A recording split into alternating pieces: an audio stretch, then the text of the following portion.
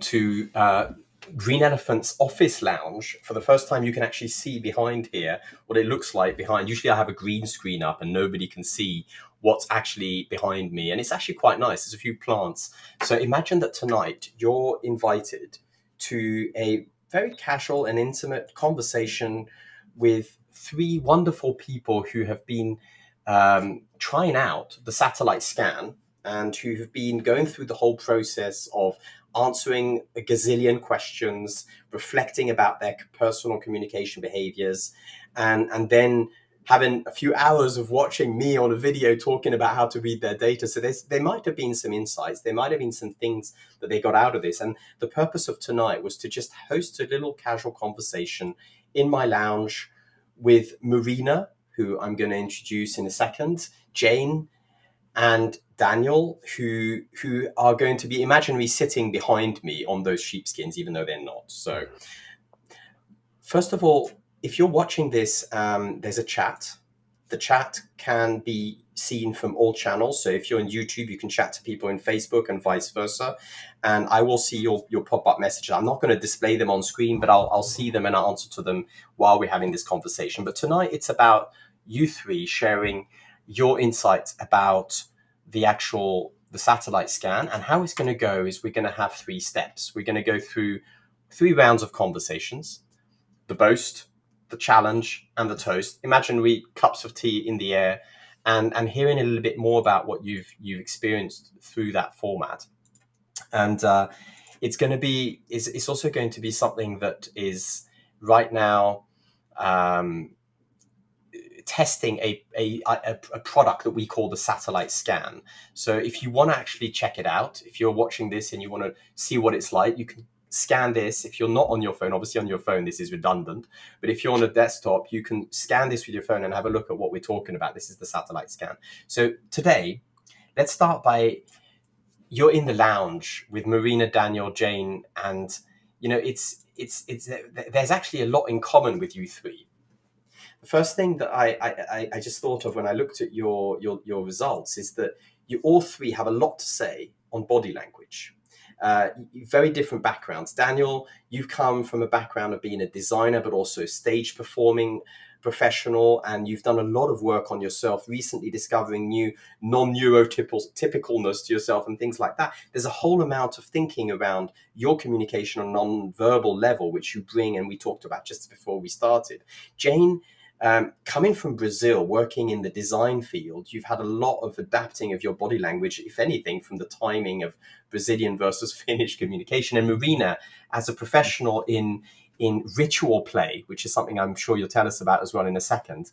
Actually, I'll put it up here now, because if you haven't seen what Marina's working on ritual play, which is a very profound way of transforming yourself without all the pain of always making it so serious and heavy.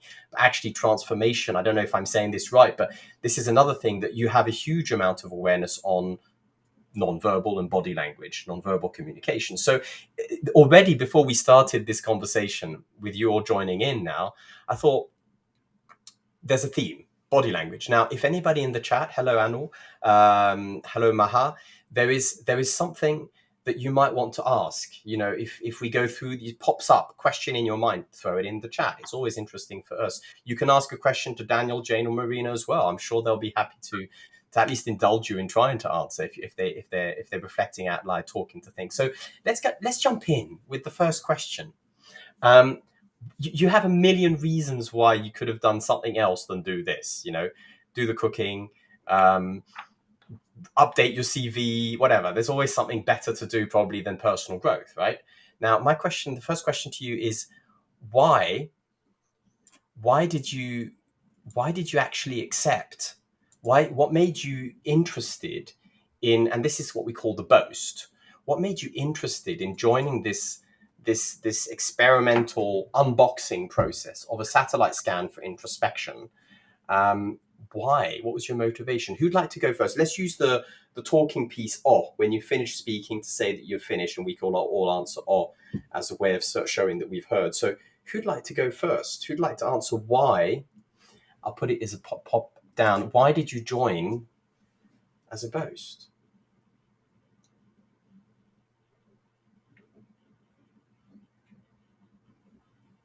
I can go. Thank you, Marina. Yeah, well, first of all, like the date, it was this like, because it's the Independence Day in Finland. So it was this choice, like, do I want to do it on this day? And that feels like a strong motivation, like, yeah, there's wars in many parts of the world, close and far. And here we're celebrating independence. So, yeah, communication and understanding ourselves and each other is really something that it's a lifelong work. I will never work, and also, yeah, just focus that I enjoy and that I value highly. So, yeah, that's why I am here.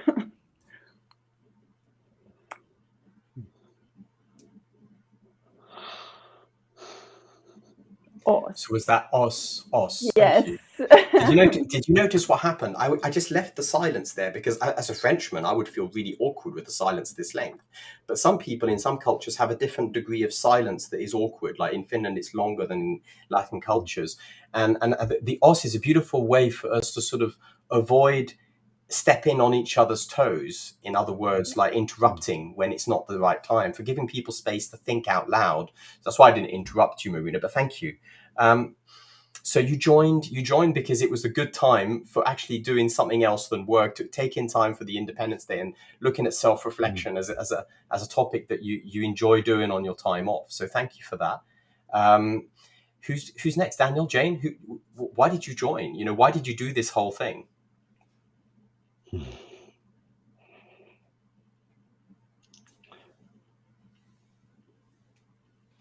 Okay, so I can go next. Yeah, well, first of all, I think I have learned so much from you in the past, and that I keep learning, right? So I think when you shared this, like the satellite scan, it was great. So I was like, okay, it's an opportunity to review, to reflect. Was a moment of my life that I need this reflection as well. It's like, why not? I think that this is a great opportunity to learn, and I keep like reading things about communication. It helps me enormously, like just coming to feeling like talking with people with different cultures. So I'm never tired, and I'm not good at all. So practicing all the time. So very good. Yeah. So that's why.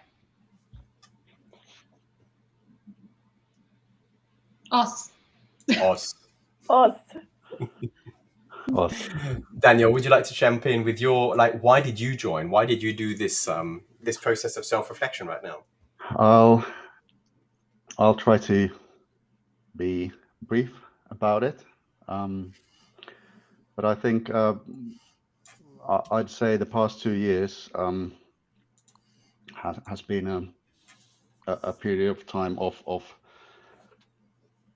realizing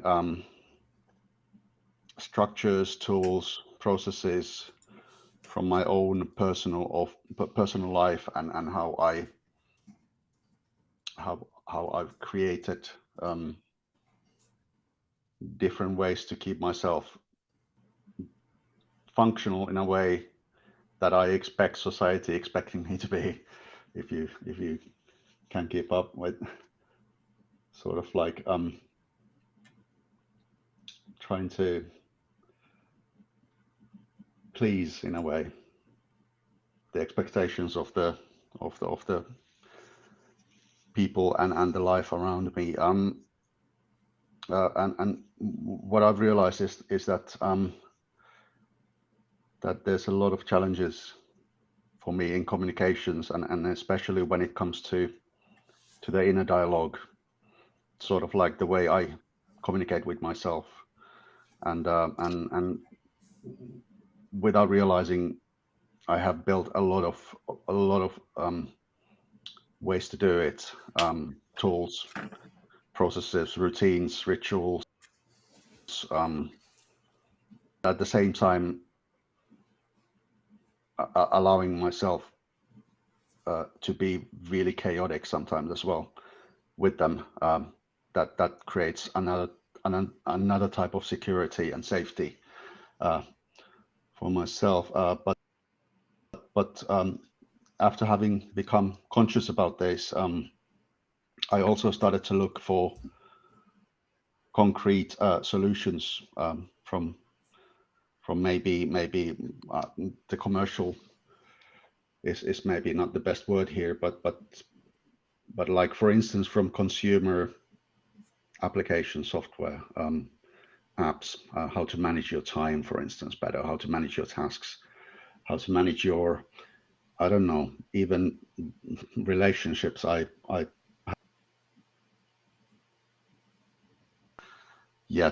know if I want to, but what's really horrible to see was how, especially when it comes to using neurodivergent terminology in your marketing speeches, felt horribly trying to monetize on people's challenges. And then I met you, and I apologize for telling a story which you are, Estève, a part as well. But we met, well, almost on a street, because you were in a street, and then our eyes met through the glass.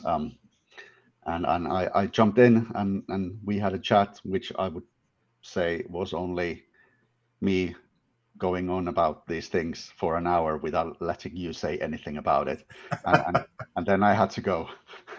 and the last thing I asked you, like, listen, hey, we have to meet up again, because it feels like that you might be actually dealing with very similar things from another point of view. And I guess this is the thing where we are meeting now, because what's better way to actually get to know what you are working on than to do the satellite scan, and so far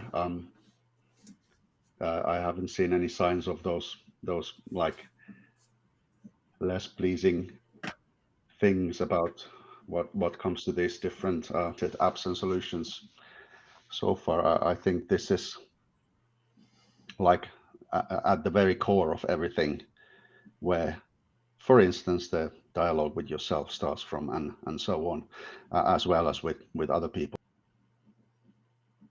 So yeah, definitely to list this sort of like self, how do you say, self exploration, trying to sort of find ways to know yourself better, try to recognize strengths and weaknesses, challenges, and build maybe ways to I think become better is not the right word. I think it's about to become more comfortable with yourself, and all these topics that we are going to talk today as well. So to be comfortable, that's the goal. And this been a very, already doing the scan has been already quite insightful for me, and has inspired me to focus on new areas and new directions as well. So yeah, didn't have to ask twice. So I guess that's the reason. And like Jane, I've always been inspired by your content about communication, about these all different methodologies that you use, which I feel has always have a good balance of giving structure, but still giving freedom for you to use them in a way that is useful and beneficial. Oz. And you know, I'll add something to that, Daniel. And then the invitation was to the stream that was recorded today, so that now we'll have on tape the fact that you talk a lot, which is great, by the way, because it's a sign of being able to talk, to think. And it's something that people often struggle with in communication, because we often are programmed to think that you have to first formulate your clear thoughts in your head and then express them in a coherent message that you've crafted so elegantly for others to understand so well. It doesn't work like that. Actually, it comes out of a process of talking to think, like Daniel was doing now in his check-in, Marina and Jane as well, and I'm doing a lot, because that is really what's going on in our heads sometimes. It's we discover new things. That's the basis of dialogue. So the next round of conversation, thank you for this first round. The next round is actually going to be about the challenge. Okay, so what is, because I mean, when you go through this, there's obviously lots of superpowers that pop out. My superpower is this, and they're in a groan zone area, which means that it's the area where it feels uncomfortable. This creative thinking. You answer the assessment, you might have some new thinking, you might have some uncomfortable feelings popping up. And so the question here is more about what has popped up, what showed up for you when you were doing this. What was the kind of challenges that you had when you started thinking about yourself in that new way? Because metacognition, for those of you who don't know what we're doing with the tools, we have this periodic table with 130 elements where it structures the way you look at yourself. So you can't wiggle yourself out from uncomfortable internal reflections, because it's a little bit clearer than perhaps without. So the question to you on this round is, what is the thing that you learned, or the challenge that appeared, or the uncomfortable question that emerged from that we could, and maybe we could have a little round of dialogue around it if you're welcoming that, or maybe not. You can just say, no, I'm just sharing this as a gift. But I think it's very interesting to sort of open up a little bit one area out of these 8 lenses: ego, dynamics, influence, attitude, chaotic, flow, empathy, or even just the conflict topic of needs. So I don't know, who would like to go first? Who'd like to pick up the talking piece? Daniel, Marina, Jane? Yeah, Here it is. Can go. There you go. Taken. So I was actually very intrigued by the thinking about needs, which is fun because I'm a designer and I always think about like a consumer needs, a client needs, and everybody needs, but in very like a professional way. But on my day to day, like I think I just play the chaotic part, so I don't think about other needs. I just kind of, go with the flow. And then even with the team, because sometimes you feel so safe and then so, you belong, and then you just don't think much, right? You just react to things, and then you might hurt someone because you didn't, even though you didn't have intention. So I think I reflect these needs in the sense that I should do this as well on my day to day, like with the team, at home, really like think through what is my intent, what is actually even my needs. I never think about my needs in any conversation. So why I'm here, why I'm discussing this with you. So I think that's like an interesting thing I learned, that I really like think about my needs and look at the context, what is the people need at the time, like not that I come and just start doing things, but really understand what is the moment.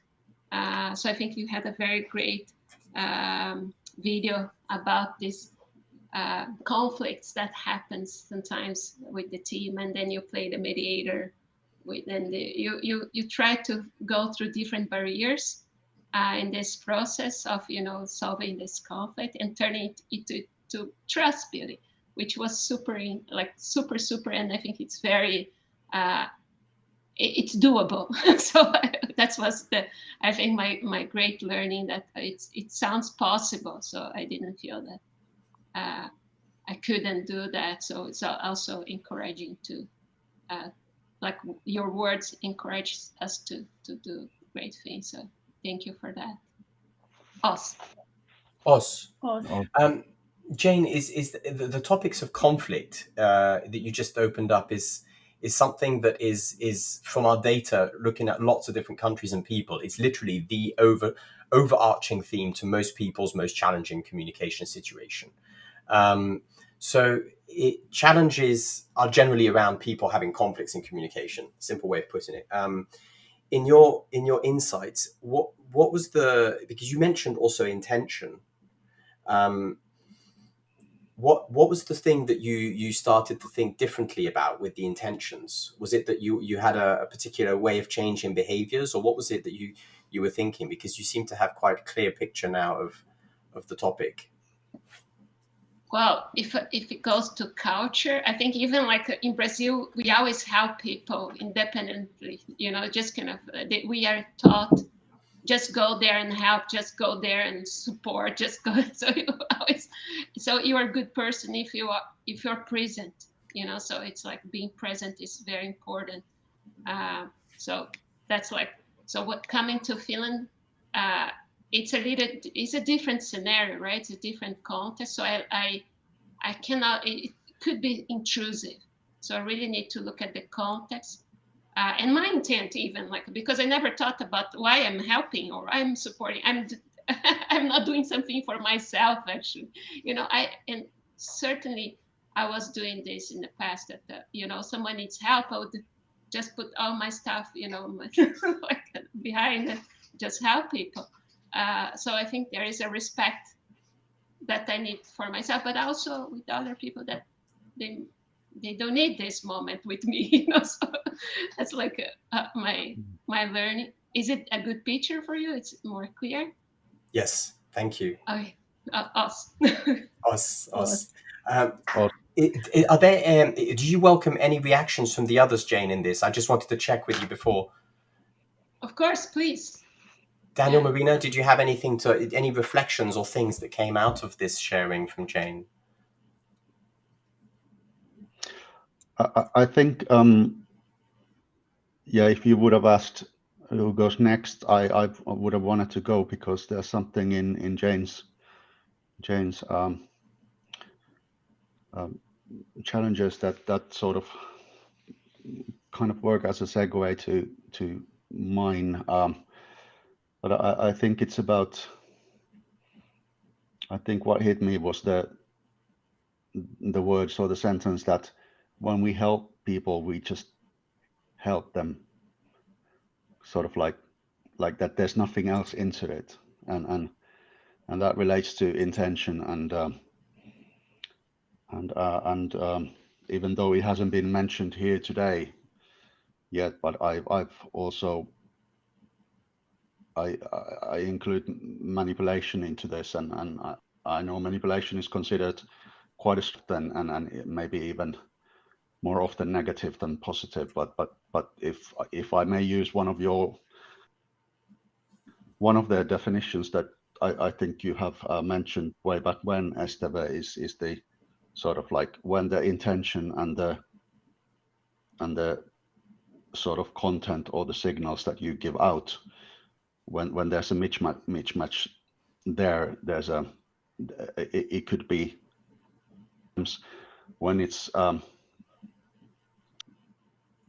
not the right word when you do it by accident, or sort of like you are not able to control it, like intentional manipulation is I guess that's what it relates to, but I think that's when it's unintentional, it maybe shouldn't be used.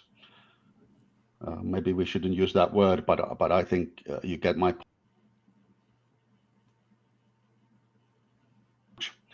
mismatch between sort of like you are doing and what you are doing from the perspective of others, and that sort of is related to what my like biggest challenge is. But I'll get into that in a second when it's the time. I don't know. Maybe I should continue, or maybe I just stop for a second. Daniel, thank you. There was a bit of a sound breakage at one point, so I'll just summarize what I understood from it, just to make sure that we the difference between manipulation and influence, or manipulation and conscious manipulation, if you like. Influence communication is really just how intentional the communication is. So how much is clearly shared, the intention. So if you don't know it, it's hard to share. So that's kind of an insight that I'm getting from that understanding as well, is if you don't know the intention, it's hard to share, and therefore it can easily become manipulative for others, because we don't. That's why we could call conscious communication intentional communication as well. It would be a synonym probably. Marina, did you have anything you wanted to add, or should we move on to another round of sharing on the challenge? I could say, the topic of needs and trust building that I heard Jane talk about. Did I say your name right? Yes. So it's, and I heard you mention just this, that sometimes because you've grown up in a culture where it's been pushed to help, it's been very valued in the culture to help others. So you and here in Finland it's different. So that was very interesting to hear. And just this, definitely it's been part of my journey also, this to recognize my own needs. That's been very strong. And I think it's a part of a lot of the struggles people have that I work with, be able to, set boundaries, to say no, and put boundaries and still feel like we are valuable people.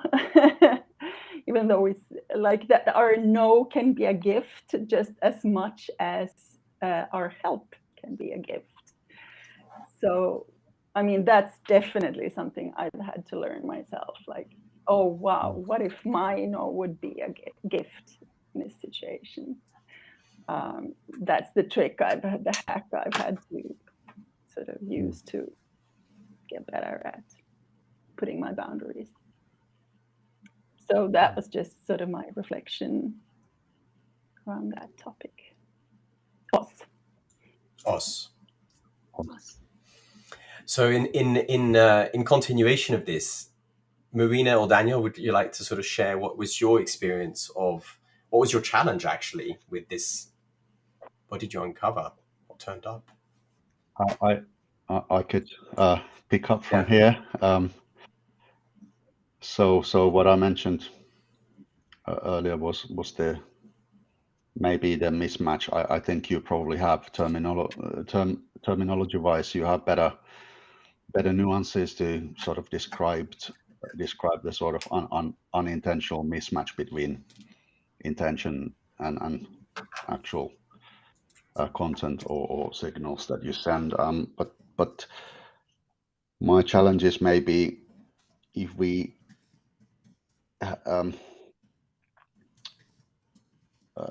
is it decrease the magnification 1 or 2 steps. It's more about roles in general, and it's sort of I still haven't sort of formulated how I really feel about different roles that I, for instance, take in different situations in my life. But I've come to understand that they are very distinctive. I have several roles that I perform, I play in different situations, and they make my life on one way easier, but on the other hand, they are exhausting mentally. And just to give you an example, I'm very aware of the way I behave with my neighbors where I live. I have very particular things that I say to them, a very particular way I try to help them or be nice to them. There's a clear sort of personal brand that I try to build in their eyes. I don't literally think about myself as a brand or like that, but just to sort of, for the sake of clarity in this discussion, it's like I'll try to control the sort of person I am in the eyes of my neighbors by doing subconscious or semi-conscious sort of like performance for them, being nice and saying things in a way, and helping them, opening door, carrying stuff for them, or doing the small talk, which has always been a challenge for me. But sort of like I have this gut feeling that it's important to do it anyway, even if I don't understand the purpose of it.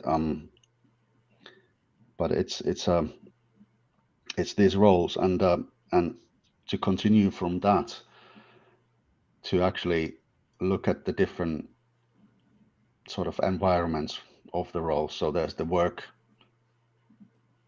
me, there's the neighbor me, there's the me for my friends, there's the me for the even for the I'm doing a little course now in an evening school, and there's some other students that I've never met before, but we often talk after the class, and I've realized that I already have like a template for this type of role as well, where you sort of have to very quickly create a nice relationship with people you don't know at all, never meet again once the course is over, and so it's like a temporary relationship role or personal brand is suitable for that, and it's sort of it's practical, but at the same time it's sometimes a little bit depressing, because I feel that where do I actually get to be myself, the real self, which is actually not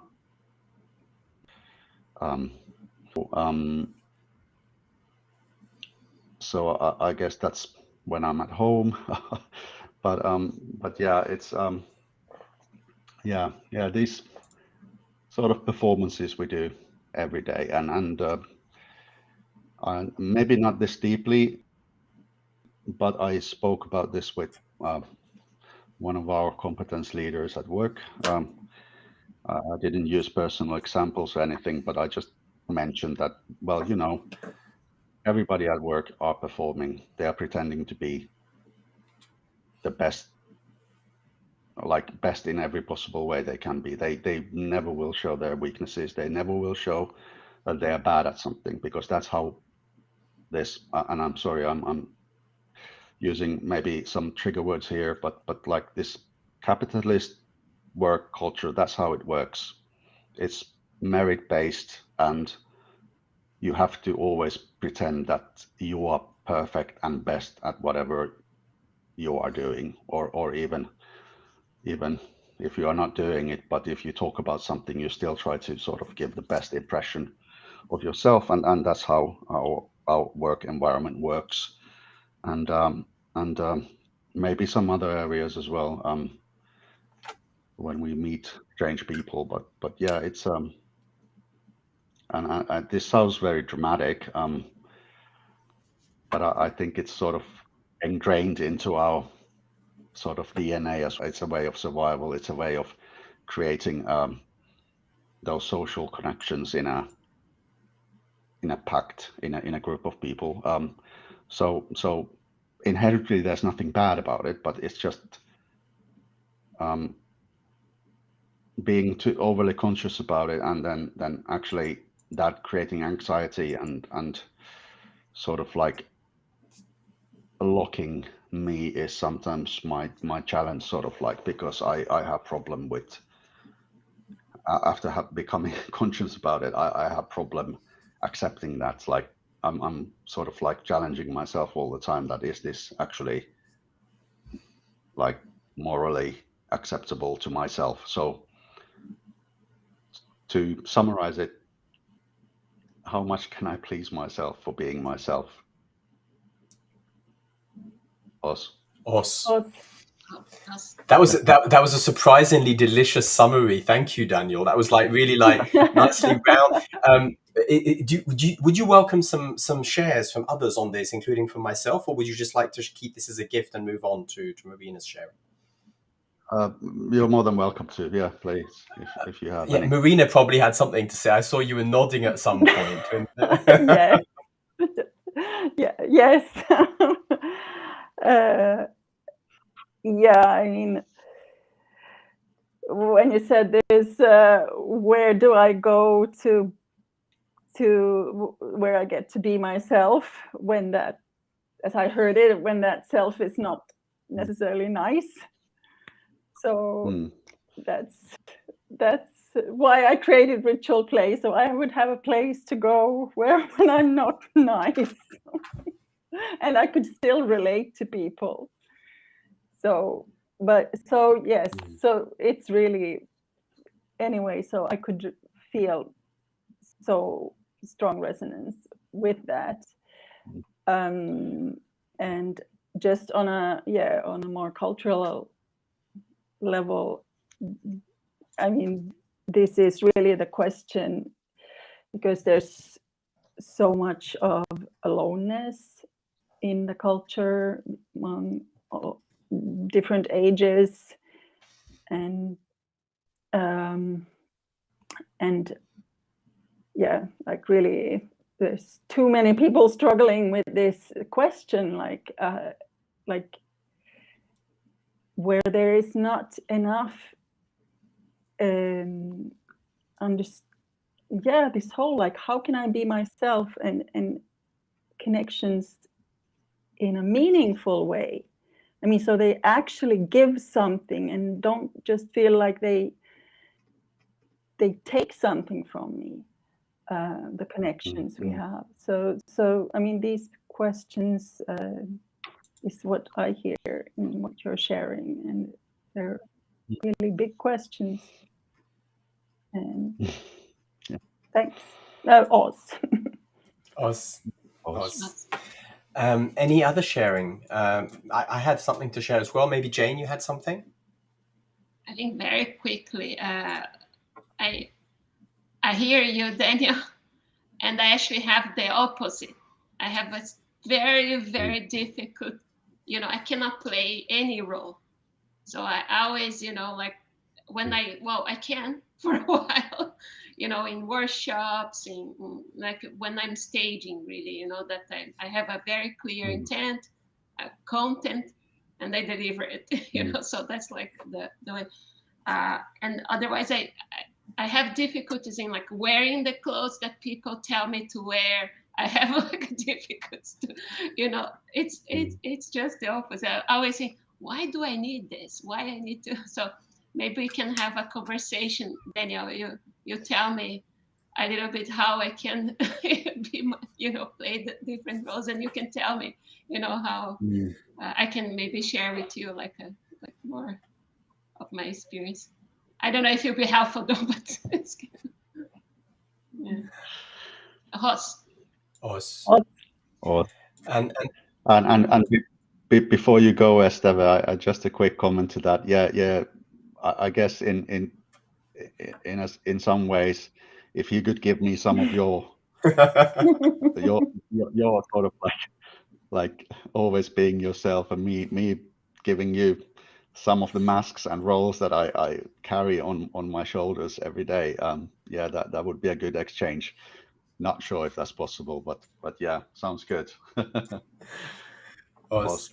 Daniel, there's something that you might, because obviously the dashboard that you use, I'm not sharing it live here because it's just data and you've all seen your own dashboards, but you remember the slide where we talk about feedback and boundaries also apply to the idea of permission barrier on the slide where we have the blue 5 barriers, that your permission barrier was one of the lowest scores, which indicates that you probably have this question. A lot of people have, by the way, it's a global pattern of thinking, when do I give myself authorization or permission to speak, do, think, whatever I want to do? And that authorization, if you really unpack the meaning of the word author, authorization comes from who is the author, who's the screenwriter, who's the authority. And often we don't break it down into pieces, we just keep it as one big voice. But actually it's helpful to break it down into 3 types of authority: the green, the blue, and the red authority. The green authority is what others allow me to say. The blue authority is what I want and choose to say because of my personal values, and red is what you actually go ahead and do, which is your, like, it could be called your charisma, and you'll just get up and go. And they're all interesting to look at separately because they're all quite quite uniquely applicable in different situations. And I think one of the topics that Marina knows a lot about actually is something you could look into, is Betty Martin's wheel of consent. When you negotiate boundaries in any form of intense play or conversation, the understanding of boundaries is not a linear binary yes, no, yes, no.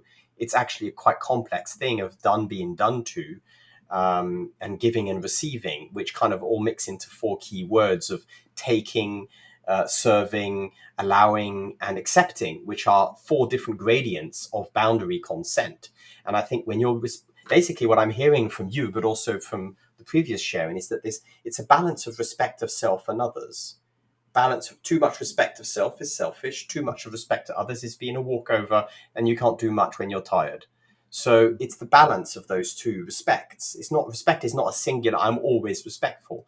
It's a boundary of respect of self and others. And Betty Martin's wheel of consent, I think, is something that you'd find. There's a lot of YouTube content. I was actually going to do a summary video of this on another stream, because so many people are talking about that in their coaching sessions. But it might be worth looking into because it unlocks new ways of making no a gift, which is what was talked about earlier. No can be a gift just as much as helping. So you can take it one step further in that reflection as well. Might be worth looking into. Good evening, Hash. And the wheel of consent is Betty Martin. I'll type this into the chat for you. Wheel of consent. Very useful, Hash. You've probably experienced it without actually talking about what it is. Hash is in the chat and has deep understanding of polarity. So one thing here is then consent. Maybe now for the last share. That's me, right? Absolutely. So from doing the scan, what I noticed, like my biggest challenge is presenting or public speaking, anything where I'm sort of the alone. It's not a clear interaction. It's more I'm gonna remember to speak from A to B and sort of get it fairly coherent and understandable. That's a challenge for me. I enjoy conversations, so this felt like a great invitation. And dialogues where there's a clear back and forth. That's where I'm very comfortable. So I mean, just something I realized when I looked at the scan results was on the blue intentions, I had put like a big ego number. I appreciate, Estève, if you want to explain that better, because I can't remember that. But just to say that was when I was thinking, because also in this dialogue, it's been my learning journey with the wheel consent and other practices to really strengthen that ego in relational spaces. That I'm whatever I think my boundaries is as valuable as someone else's. That balance, that's a work I've had to do, and I'm good at guiding others in that, doing that work for themselves, or achieving that competency, if you put it like that.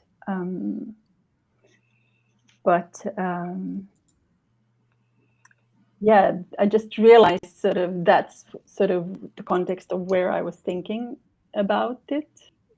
But then somehow that was then a mismatch with my biggest challenge. So I don't know. I would like your input, sort of a little bit, Estève, on that. Yeah. I'll pick that up there, Marina, just because it's probably a semantic thing, and I'm going to show if that's okay with you. I can show your data on the screen. Yes. So that it's more clear. I'll just put that up there. So basically, what Marina's referring to is her ego score of 6 out of 10. So 6 out of 10 is obviously prone to error. It's your self-knowledge. And the question is actually formulated as how much you compare yourself to others, which is essentially what ego is just identification via comparison.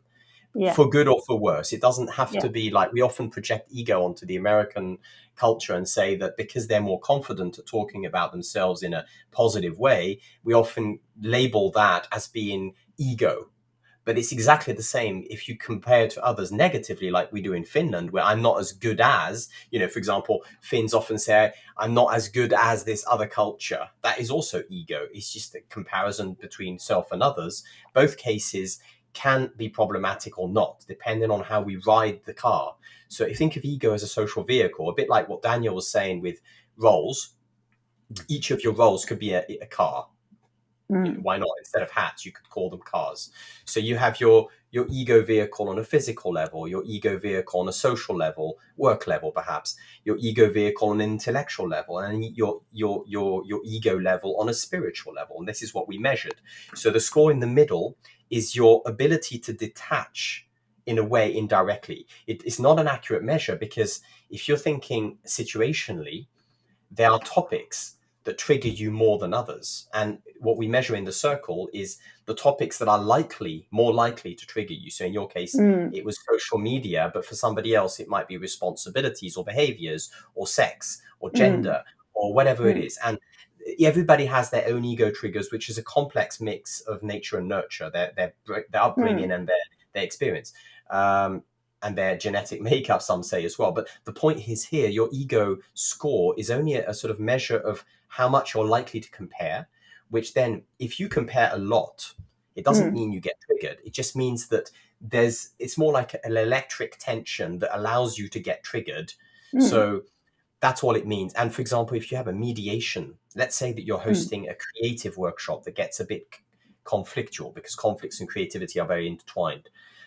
So people get upset about their ideas, and you go into this conversation where people start to get defensive. What this is saying is that if that conversation is about social media, you're more likely to jump into the game of drama and get triggered by either taking the victim, the savior, the aggressor in the Karpman triangle of drama, by sort of starting to take yourself in that role very seriously. Which brings me to how to use this is by distancing with humor, which is kind of in a way fun, because that's what you do with your work. Playfulness and self-deprecating humor that's not ironic self-defensiveness is basically the only outward symptom I've ever found of somebody able to detach from their ego.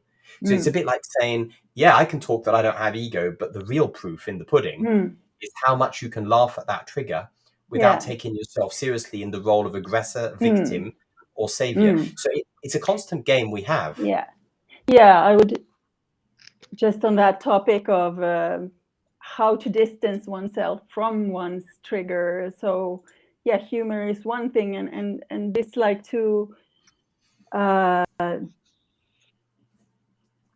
for instance, like knowing, like, I have a habit of putting myself down or going into this grandiose place of thinking that I'm more than others, like if either or, and in different situations, like it's also like to put it somehow, okay, let's play with that, let's explore that, let's be curious on that, like how does it look when I take that role and own it. So it's I guess that's what I'm very interested in also, to remember that possibility always, to, okay, let's stage it a little bit and play with it in that sense. I'm going to jump in because the play is basically, you could think of your ritual play as a laboratory for ego detachment. Yes. as a playground, a practice ground for stepping away from our ego triggers. We all have Yes. them. We constantly recreate them. The more we age, the more we get them. You know, ego triggers are not problems or failings. They're just Yeah.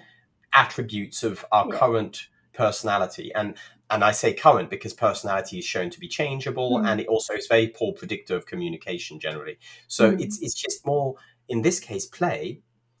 Like, I have speeches that I've color coded where people are playing at laughing at themselves in a political space of social media, and others who literally cannot laugh at themselves.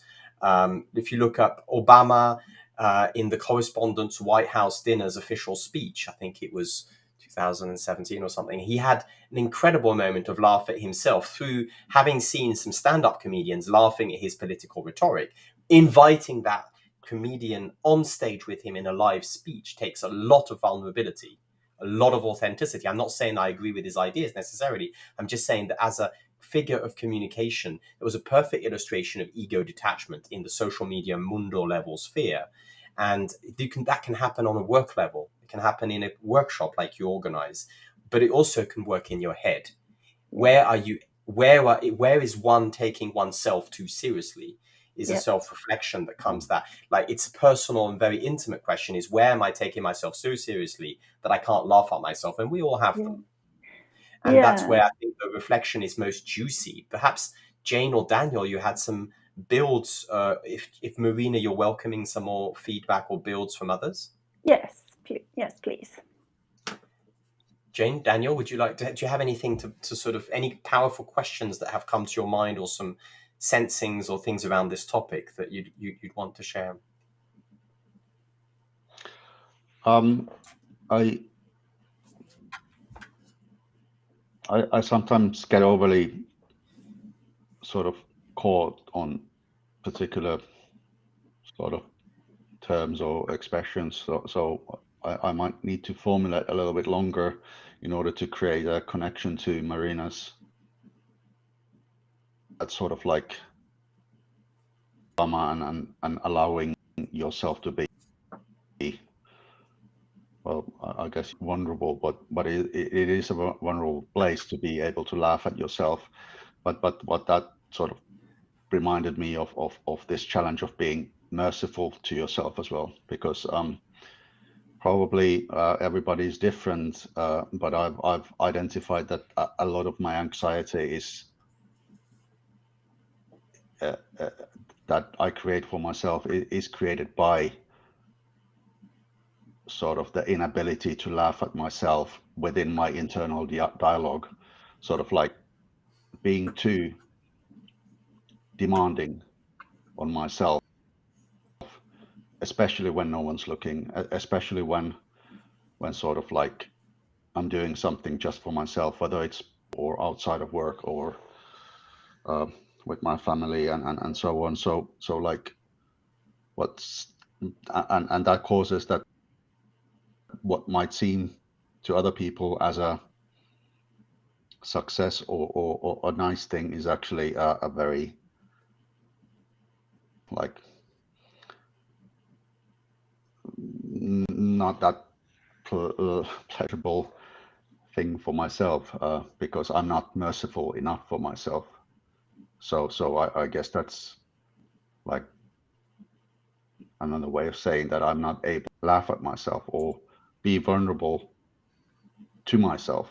I guess like some of the sort of like these things, what is often or the pattern that is used to many different things is like I can't remember any real one, but let me just make one for you. Like, for instance, that you have to be kind to yourself. So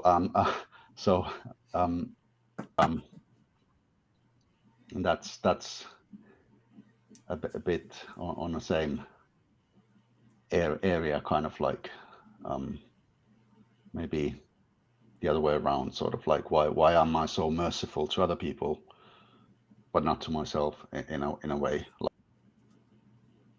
like but yeah, sorry, tangent there, but yeah, I might need just a couple minutes more to sort of create the connection to Marina's talk, but maybe Jane has something to add during that time. Jane, also. thank you. Yeah, I think I was thinking about representation in this sense. Like I had a very in the past I was my English is not so good, but it was worse, so it was terrible. So I couldn't really, I didn't feel comfortable speaking English in the stage or in anywhere, right? So I would have like a very good content, kind of be more professional as possible and give, to someone to, go there and talk for me.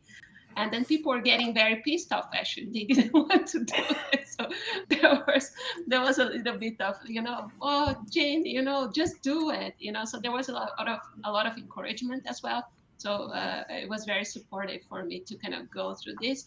But I think there was this time in my life that I said, well, what can happen, right? So I go there, I just tell what I need to do, and it's done. And then I just start doing and and then suddenly I feel comfortable, but then I'm not so happy with the critique. so now I'm learning the other parts and to get better. So when is enough, right? So when is it I think we always have something to, I won't say battle, but we always have some kind of, we want to be perfect, right? So, but maybe we just need to be enough. So that's also permission to be enough. Yeah, us. Being enough versus being perfect, yeah. And so I mean, this topic is a big topic of self-censorship. Who is censoring is the question. What is the voice that's saying yes or no? Who is in control of that? That's kind of, it goes quite deep. But essentially, Daniel, you were formulating your thinking. I think one of the connections here is using play, humor, but also other devices like self-reflection and meditation and cold showers, if you want, anything that allows you to create a space of conscious awareness where you can step away from your ego is often much more helpful than trying to kill or censor the ego, which is what cancel culture is all about. There's an increase in culture of canceling uncomfortable and awkward topics, which basically, if it spirals out of control, will mean that no topic, because if you measure ego triggers, there's all sorts of triggers that are different from one culture, age group, gender group, value group to the other. So there's literally nothing that is safe to talk about. And then if that goes into the main idea that you can't talk about something that's uncomfortable, then all the ego triggers are being cushioned.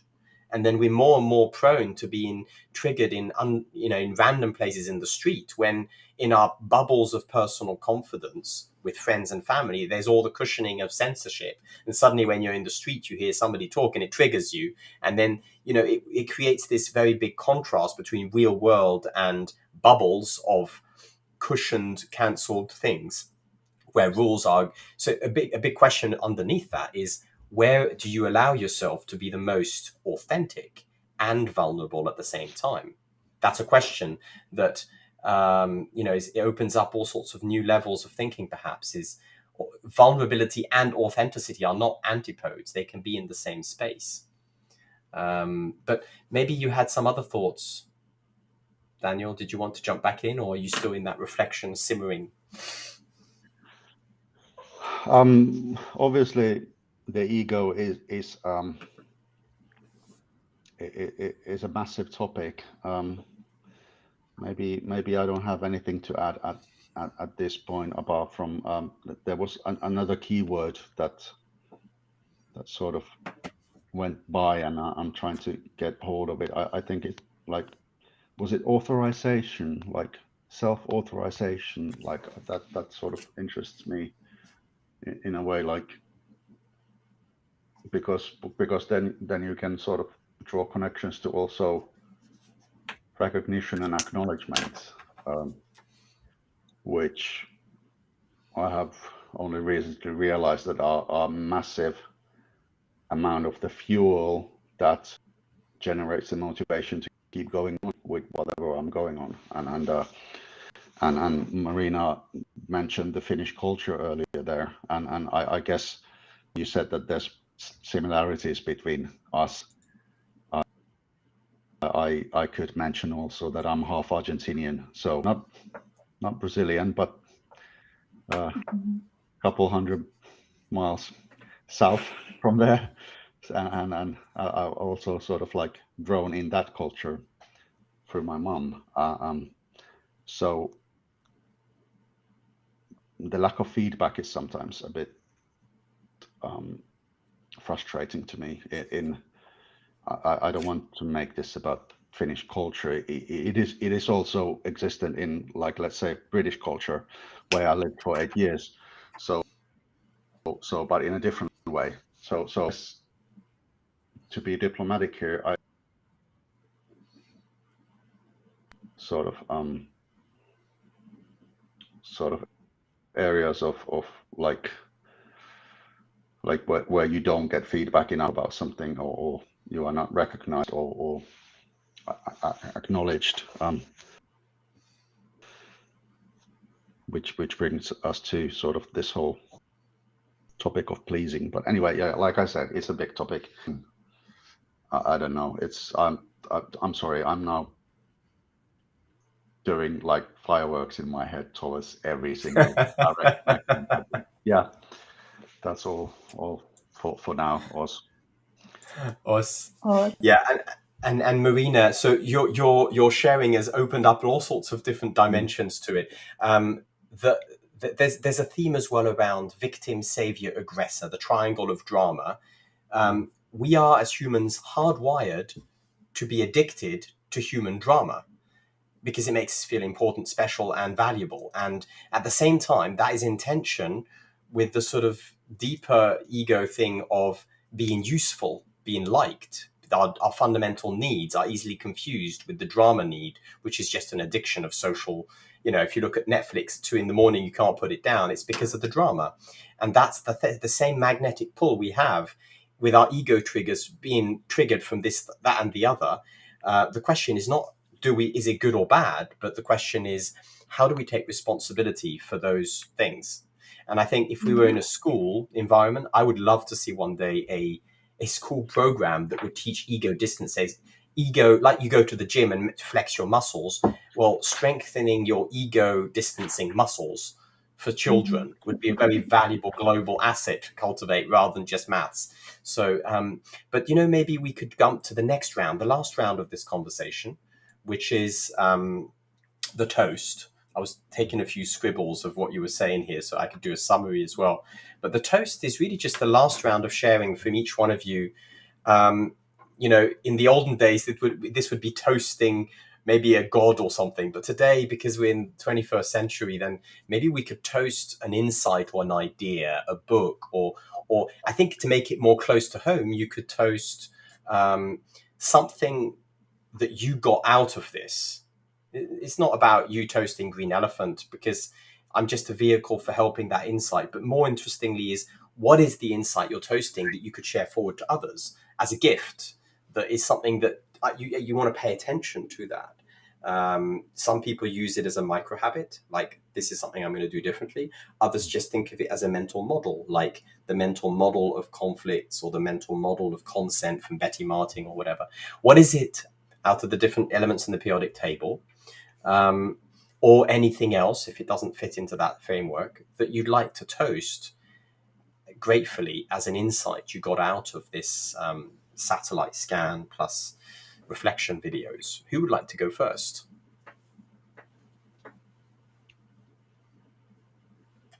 I could go first. Thank you. Yeah, I want to toast everything that helps us get precision in these relational dynamics between humans and also within ourselves. And between people, and also to the larger, shared earth. So So yeah, the satellite scan and all other kinds of tools there are out there that helps us gain that precision, because yeah, so that's what I want to toast.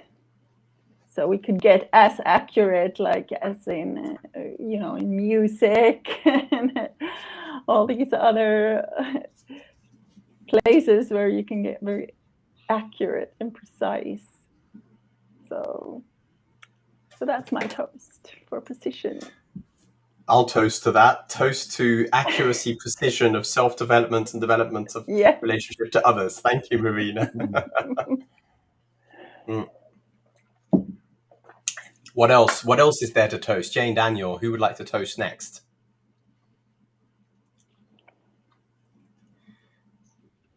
I can go. I'm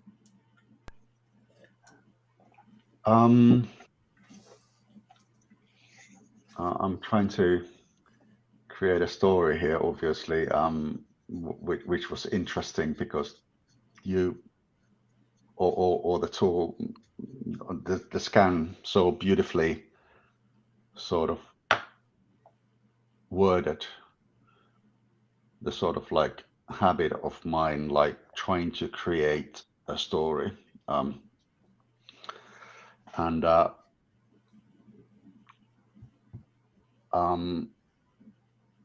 I've been accused of mansplaining, and it's very possible that I've been doing that sometimes, with the excuse of being Generation X and being grown into those sort of maybe not that healthy structures of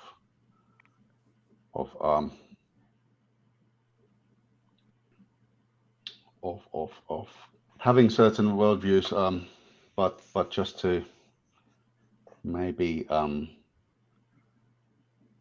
give you some hope is that I'm very demanding on myself when I get caught, when I catch myself from falling into one of those sort of structures and realizing that that's not how you should do it. That's not, now you are repeating something your dad said to you when you were playing ice hockey when you were 6, and so on, and then after that you can start the constructive process of like, well, how do I work with this knowledge now? What do I do differently? What will change my habits? What will create better models or so on?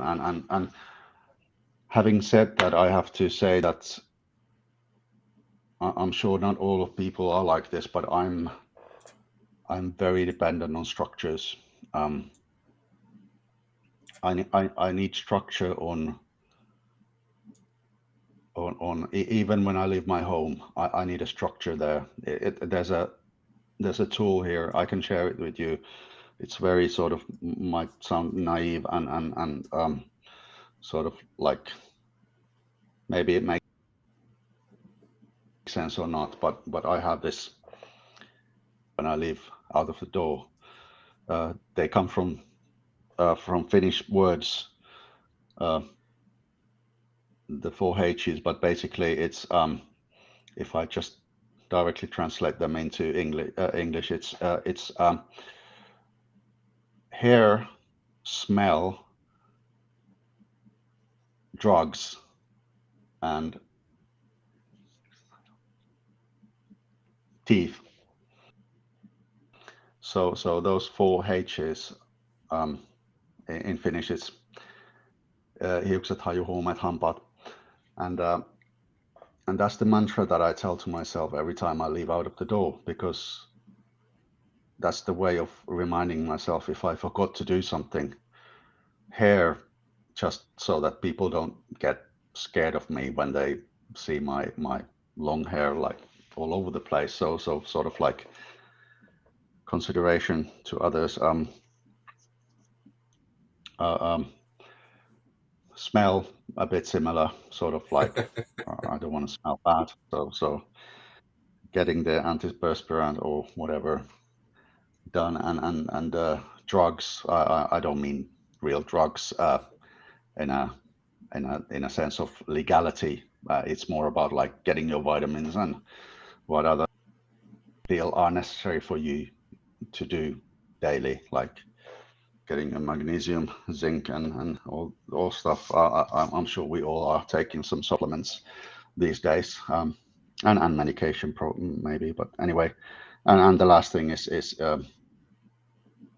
just like very simple thing. Did you remember to brush your teeth this morning? Because with the working memory that I have, it's very likely that I forget very obvious things. But yeah, and way too long explanation to get to my point of structures. So having structures, having these sort of like maybe not methodologies, but something to that extent to give yourself some sort of frame template that you can position things into is very helpful for me to get things well done, and this provides me with structure. So I'd like to toast the structure that this scan gives me to identify, but also maybe even analyze or track how I'm doing in certain area, and therefore also as a consequence create actions or well actions. I often speak too much business lingo, but you know, you get the point. Like get actionable things to do, to rehearse things, because this is a rehearsal. Yeah, in addition to business lingo, I use a lot of theater lingo. So practicing, performing, rehearsals. So rehearsing how to do things in a different way. If it's challenging to say hello to your neighbor, then you have to do a conscious effort to do it every time you see him. Say hello, and that's how you gather the feedback. But in a way, that was just an example. This gives me a structure to create other areas of rehearsal for myself, things to practice, things to introduce to myself in a structured way, because I'm not able to do it in an organic way, how maybe some other people are, and I'm very jealous of that sometimes. But yeah, when I do this work, when I create these structures for myself, or adopt these structures for my daily life, then I see positive change happening in my life. And this is not the only one. I have loads of others as well, but and I create them myself as well every now and then. But like, for instance, the 4H is as simple as it is. It's been part of my life for over 25 years at least, when I became even 30 years later, because when I started to become more autonomous in terms of like taking care of myself, it's sort of like I realized that, oh no, I need some rules here. I can't manage otherwise. So yeah, so toast to structures and os. Os toast to structures. That's and it's often a thing like structure is often resisted against. Many people sort of think of structures as unwelcome, whether they're rules of behavior or mental checklists like you created for yourself to go the 4H's. Most people have something in their head but resist the ones that are offered by others. So it's a beautiful toast as well to have, because it acknowledges their value. Of these structures that can sometimes be seen as like constraints, but actually they're also liberating in some way. Jane, Are you ready to toast something? Yeah, I can toast. Yeah, so for me, having the opportunity to talk about communication and actually reflect on communication is something super important. I'm a big fan of dialogue, and I really need to talk and discuss things, ensure people get things right, and sometimes it's hard when people don't want to talk and they want to have a time, and I respect the time sometimes of people, they want to take that, but things just get worse, so just let's come and discuss and have a conversation. And I think this is like when I see sometimes like the structure you brought and the clues, that reflection on even like myself, on how I lead with situations that I'm very curious, right? Like, and I'm a learner, so I always have this intent to learn, and it's an ego thing. So it's like it may be like even it can take like really like I'm here to learn, but why not to come as a just within different role and hat, right? Yeah, so I think that's like something that helped me to understand sometimes like why I'm so curious, and people sometimes get like I need to be aware of things, so it leads to this, right? I need to be aware, so when I'm not aware or included, I feel very intrigued, let's say. So that's it. But let's toast for awareness and the communication dialogues. I'll toast to that, to the awareness, and in a way, what you just toasted there, Jane, is the reason why we started talking in the streaming about metacognition. When we used to talk about conscious communication, now we tend to talk about metacognitive communication for that very reason that you toasted, which is talking about talking is an odd thing to do, but very essential, because that's when we discover new things about how we interact.